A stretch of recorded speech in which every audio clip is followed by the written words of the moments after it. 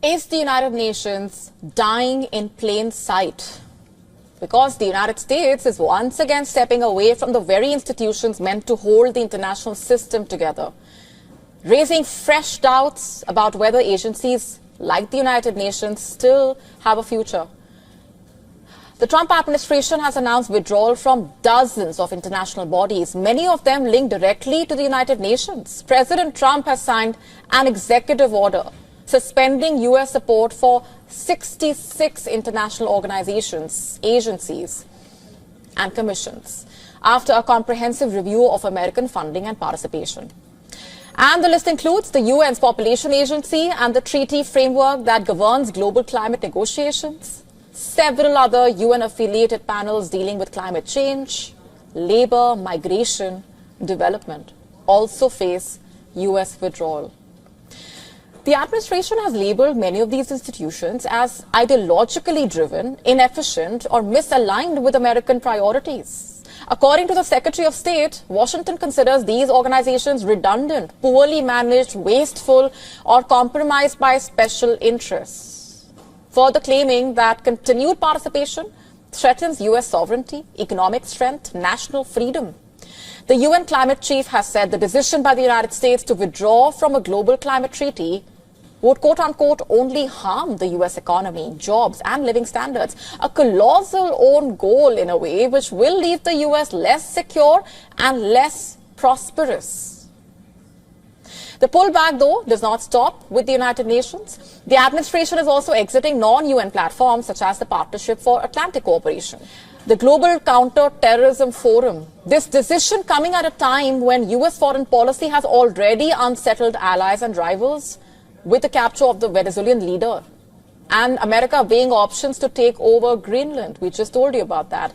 The Trump administration has already suspended or withdrawn support from the World Health Organization, the UN Human Rights Council, UNESCO, the UN Agency for Palestinian Refugees.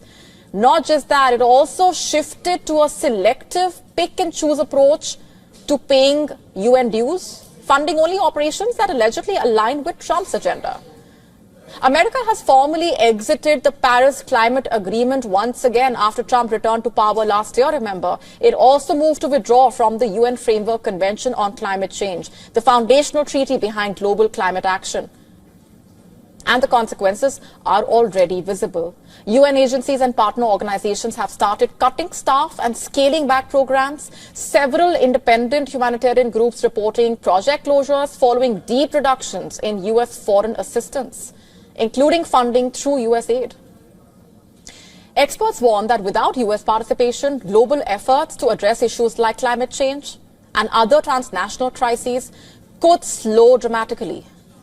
As Washington steps away, the question is only growing louder. Can the United Nations survive when one of its most influential members, the United States, walks out? Is Israel stepping into an issue that could be the spark for a wider war? During a tour of Western Negev, the Israeli Prime Minister has said that he will, quote-unquote, return the Negev to the state of Israel. And Netanyahu made those comments in context of governance and development, but then in a region historically shaped by disputes, politics, strategic military interests. Those words carry a lot of weight. Let's just play out the statement.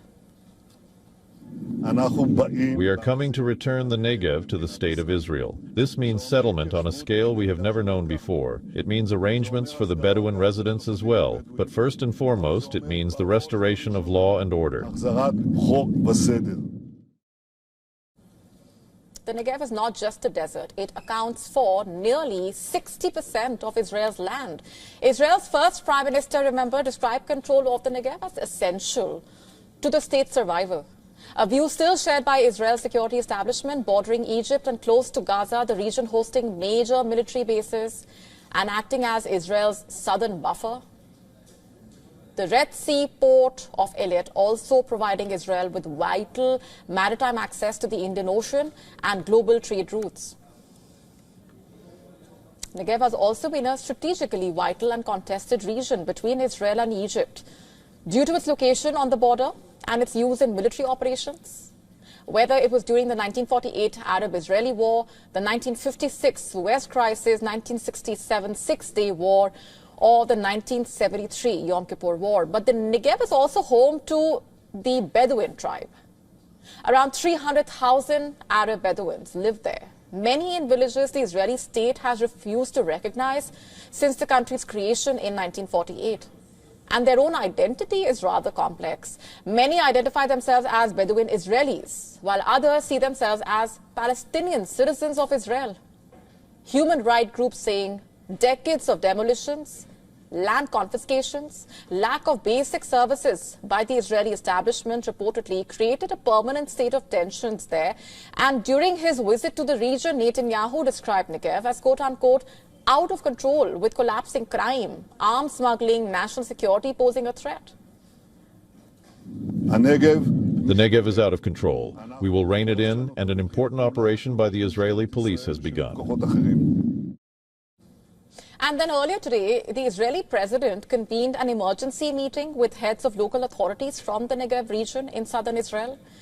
The meeting was held to address the escalation of violence and crime in Arab society, with a particular focus on the situation in the Negev. Last year was the deadliest year for Arab citizens of Israel.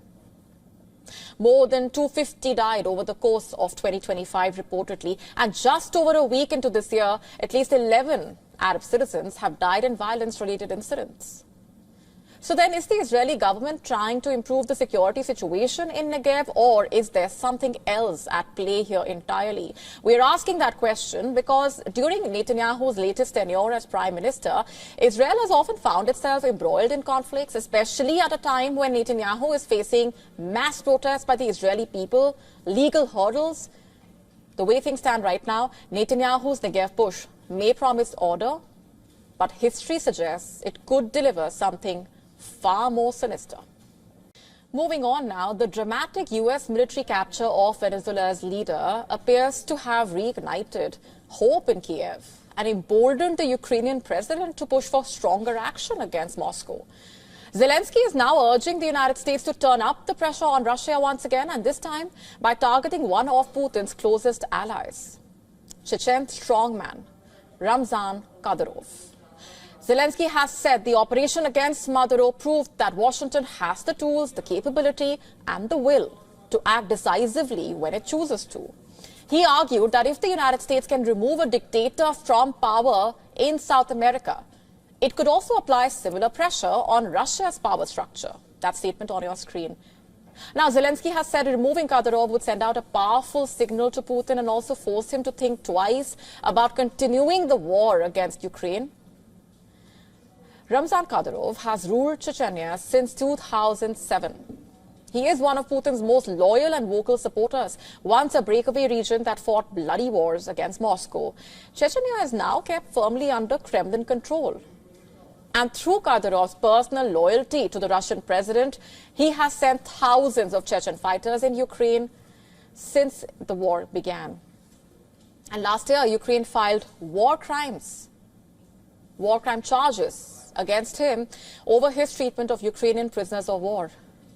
Since the start of Russia's full-scale invasion of Ukraine in 2022, Chechen forces loyal to Kadyrov, often called the Kadyrovites, have played a visible role in the war. They were deployed early, featured heavily in propaganda, and also presented as feared and disciplined fighters supporting Russia's offensive.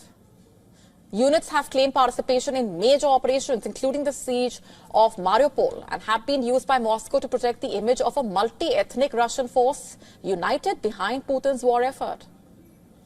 Analysts noting that the Chechen role has been as much political and psychological as it has been purely a military one. While some Chechen fighters engaged in combat, many were reported to be operating away from the front lines, serving in security, enforcement, intimidation roles.